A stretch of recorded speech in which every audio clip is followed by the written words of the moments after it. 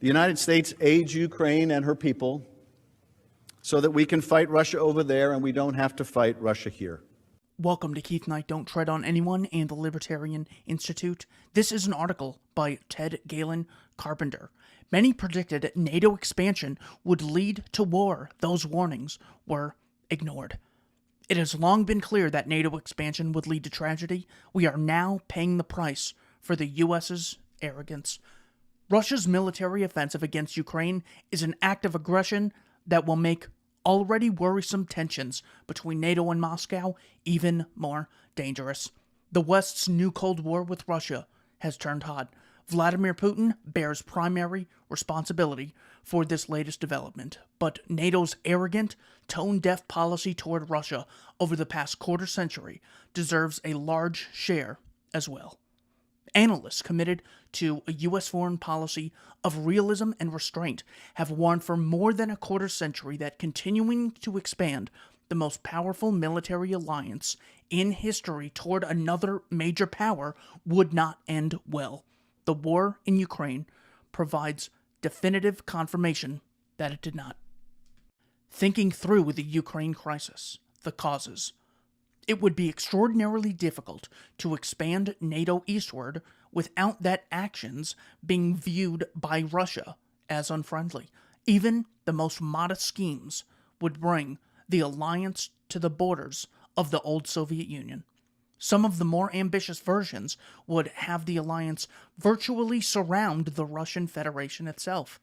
I wrote those words in 1994 in my book Beyond NATO, Staying Out of Europe's Wars, at a time when expansion proposals merely constituted occasional speculation in foreign policy seminars in New York and Washington. I added that expansion, quote, would constitute a needless provocation of Russia, end quote.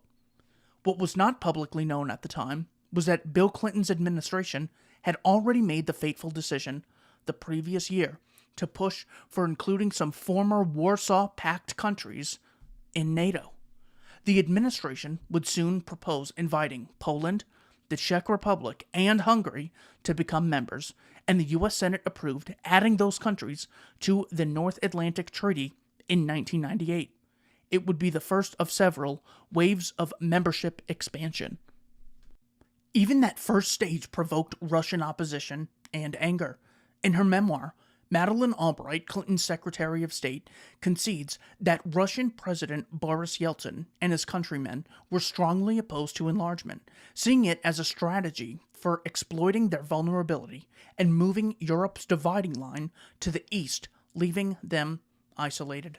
Strobe Talbot, Deputy Secretary of State, similarly described the Russian attitude. Many Russians see NATO as a vestige of the Cold War, inherently directed against their country. They point out that they have disbanded the Warsaw Pact, their military alliance, and ask why the West should not do the same.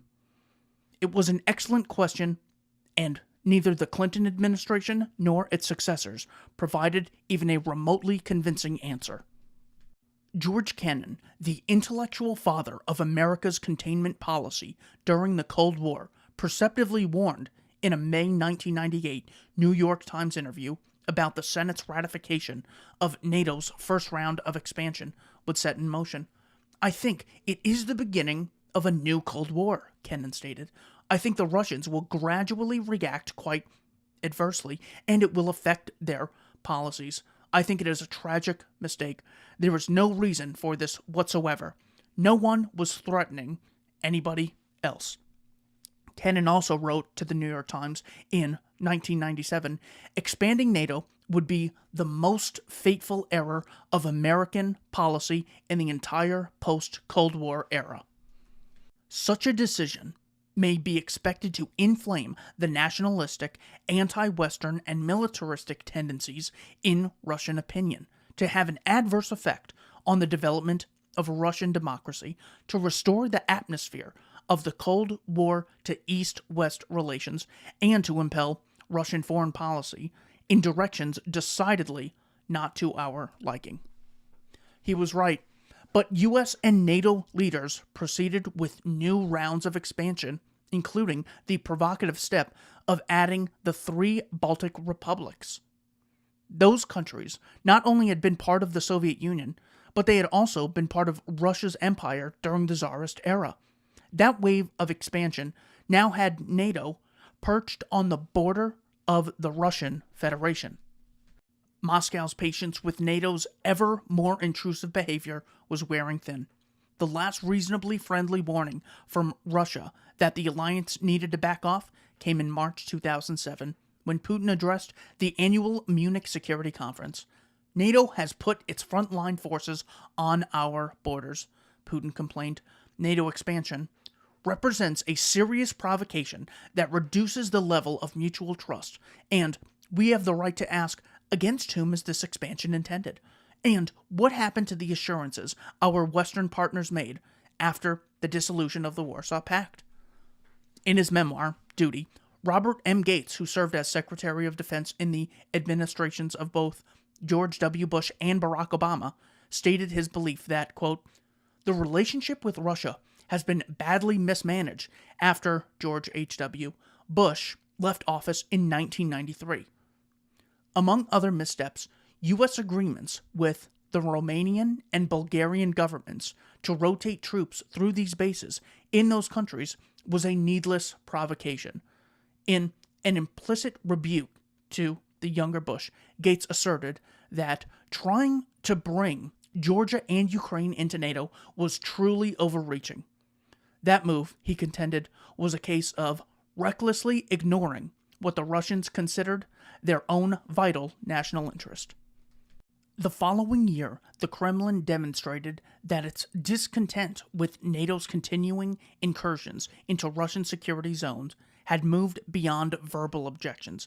Moscow exploited a foolish provocation by Georgia's pro-Western government to launch a military offensive that brought Russian troops to the outskirts of the capital. Thereafter, Russia permanently detached 2 secessionist-minded Georgian regions and put them under effective Russian control.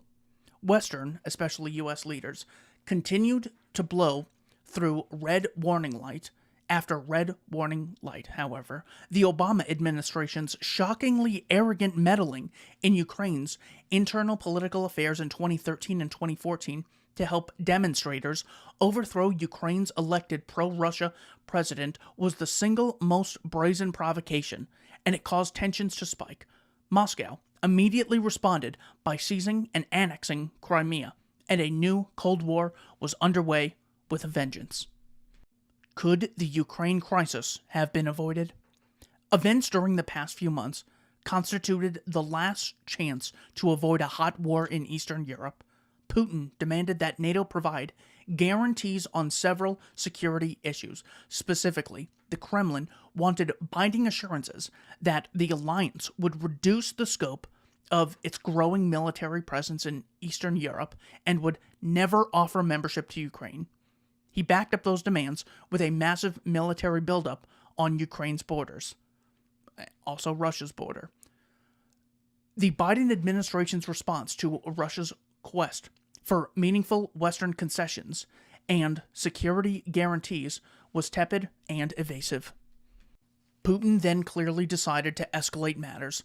Washington's attempt to make Ukraine a NATO political and military pawn, even absent the country's formal membership in the alliance, may end up costing the Ukrainian people dearly. The Ukrainian tragedy.